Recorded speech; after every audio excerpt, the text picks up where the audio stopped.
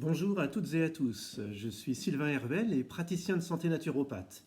Comme certains le savent déjà, je suis aussi le créateur des cartes Biokinésie, la santé par le mouvement. Alors je vais vous expliquer un peu ce que c'est que la biokinésie. La biokinésie, en fait, c'est une technique de gymnastique des organes qui a été créée à la base par Edmond Desbonnets, qui a été le père fondateur de la culture physique en Europe. Il a créé une méthode qui s'est développée en 1885 et qui permet vraiment d'optimiser la santé. Le but c'est vraiment la beauté, la santé et voilà, vraiment une meilleure forme générale. Alors ça c'est une technique qui permet de travailler donc tout le tonus musculaire de tout l'organisme du corps, de toutes les articulations. Ça permet d'avoir une meilleure oxygénation cellulaire, parce que les cellules c'est ce qui permet d'être en bonne santé aussi. Donc si les cellules sont en bonne santé, le corps sera en bonne santé aussi.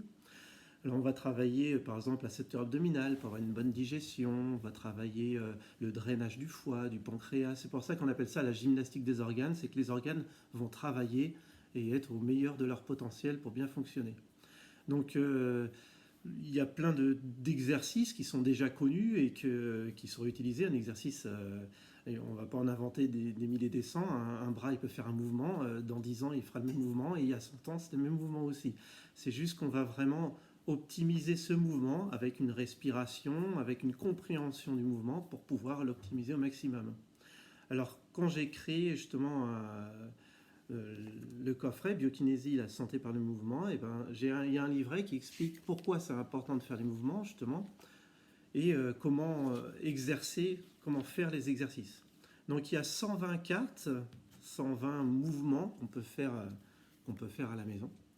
Et du coup, pendant ces périodes où on est chez soi, eh ben, j'ai envie de partager un petit peu ces connaissances et ces cartes. Donc, j'aimerais pouvoir créer des exercices, pouvoir vous faire voir des petites vidéos qui vont parler d'un exercice à chaque fois et vous pourrez les cumuler, soit tous les jours où vous faites le mouvement, soit vous cumulez plusieurs exercices en même temps. Je vous laisse gérer un petit peu tout ça. Donc, pour vous expliquer un petit peu, il va y avoir... il y a le nom de la carte qui est en haut. Il y a des petits pictogrammes qui sont en bas. Donc les premiers pictogrammes, de toute façon je vais l'expliquer sur chaque carte, mais pour vous expliquer de façon générale, il y a des petits pictogrammes comme ça, il y en a qui sont éteints, d'autres qui sont allumés. Les trois premiers, c'est pour la vitesse d'exécution. Soit on le fait exagérément lentement, soit on le fait à vitesse normale, dire vraiment ni vite ni lent, et l'autre c'est exagérément rapide, on peut le faire rapidement.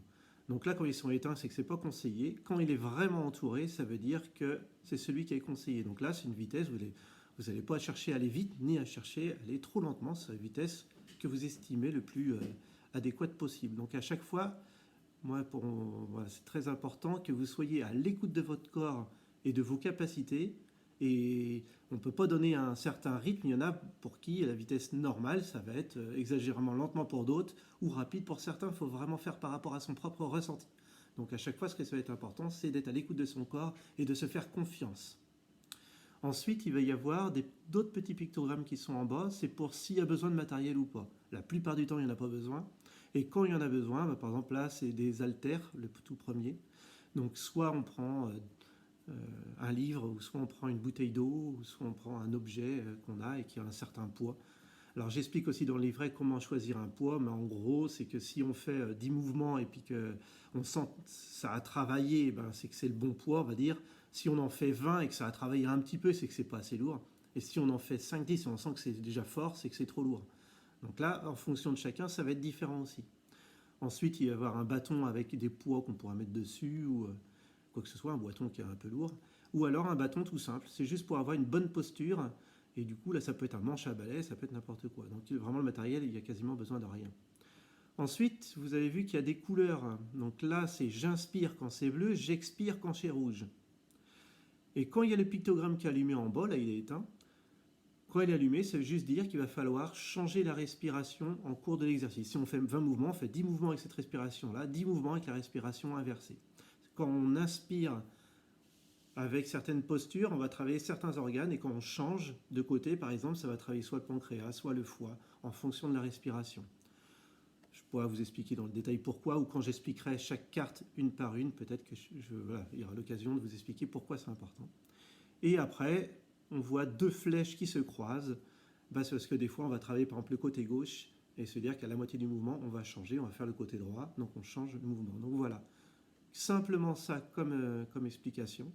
Et de toute façon, après, je vous expliquerai au fur et à mesure chaque carte une par une. Donc le mouvement, c'est important, comme je vous disais, pour pouvoir travailler chaque articulation, chaque organe.